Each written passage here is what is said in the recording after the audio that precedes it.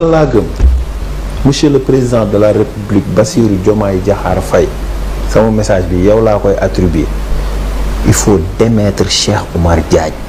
le plus tôt sera le mieux. Monsieur le président de la république, Cheikh Oumar Diagne joue avec la stabilité du pays.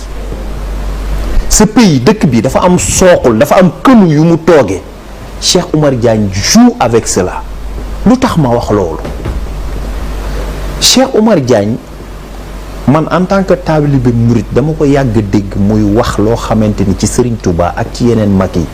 mais c'est catastrophique. Cheikh Oumar Diagne egg na ci bis ni jumaay Touba am na ay signes maçonniques jumaay Touba fa la Serigne Touba tëdd loolu boo ko waxee yaa ngi gaañ ay nit au plus profond d'eux. fi Cheikhul Khadim tëdd nga gëmal nit ñi ni nga wax ni dafa am signe maçonnique loolu dafa rëy bu fekkee yoo waxoon la ñu ni mën nga koo regretter mais Cheikh Oumar Diagne dafa live waxuma ci contexte bu tëju ni mës nañ ma bëgg a yóbbu ci xalif beeg yooyu pour ma nuyoo ji ma ni jéggaluwuma kenn kooku li mu wax dafa leer dafa gëm ci li mu nekk mais nañu bàyyi ñu gëm li ñu gëm. yàlla suñu borom sax danañu lakkum diinikum waliya diini waa xanaa kenn ki gëmul sa diine sax bàyyi ko mu nekk ci diineem Cheikh Oumar Diagne ni moom damaa gëm ni man tarixa dafa war a jeex mais c'est énormissime mais c'est fou li waa ji di wax tarixa man dama gëm ni dafa war a jeex Cheikh Oumar Diagne tarixa yi ñi ko gëm li ñuy contribuer ci impôt bu ñu ko génnee woon yow ak sa président doo leen toog palais budget bii ngeen di dundee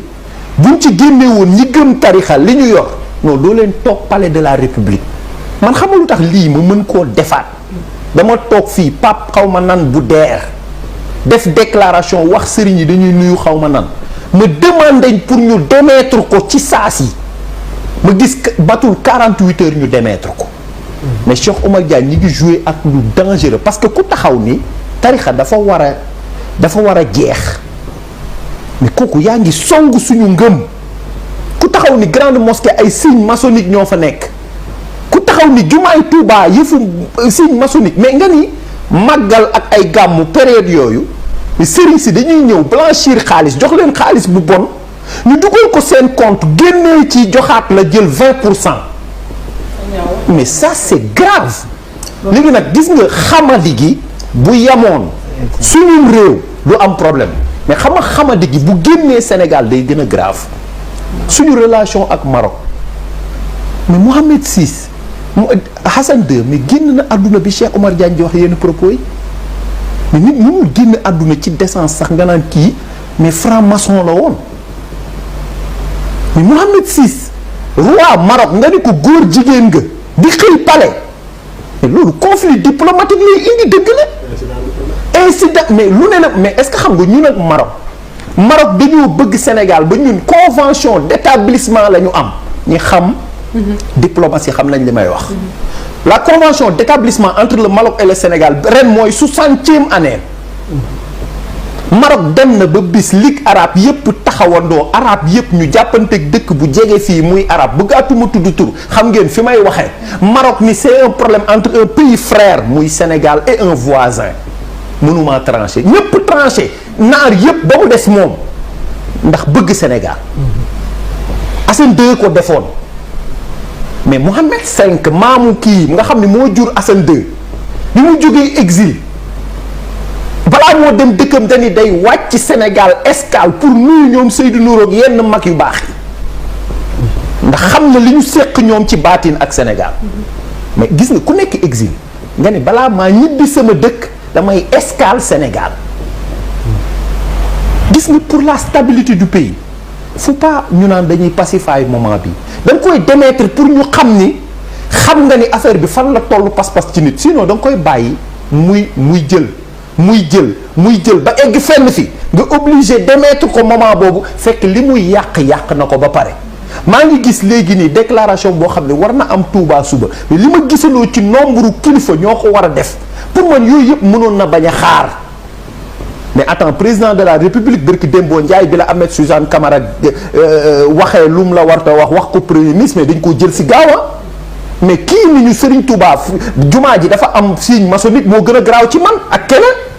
te ñun ñoo la ëpp ñoo la fal Touba mais Touba ñaata nit ñoo fal Bassirou Diomaye Diakhar Faye c'est extrêmement dangereux surtout nag conflit diplomatique ak ay incident man gëm naa ni boo moytuwul problème bi eggagul Maroc na mu fa war a yeggee mais am na nu ñuy continuer di ko def ba problème yi egg mais ñi ngi xalaat les sénégalais yi nekk Maroc ak marocains yi nekk fii jàmm ji ñu amante suñu biir ñu lay wax ni boo dee sénégalais nekk Maroc droit bi nga am yow facilité bi nga am ki nga xamante ni Sénégal beneen xeet la bu nekk Maroc ci Afrique amul loolu te loolu ñun ñëpp xam nañ ko. Donc monsieur le président de la République lii niñ ko waxe woon président Macky Sall ci le gars bi nekkoon DER même chose lañ lay waxaat ci même place bii laa toogoon il faut démettre Cheikh Oumar Diagne pour la stabilité du pays. Honorable Sira mais juste pour balaa muy wax rek je salue au passage Moussa Ndaw propos yi nga ma wax avec le Maroc daf ma rappelé Moussa Ndaw bi mu fay mujj romb Médina balaa ànd ak moom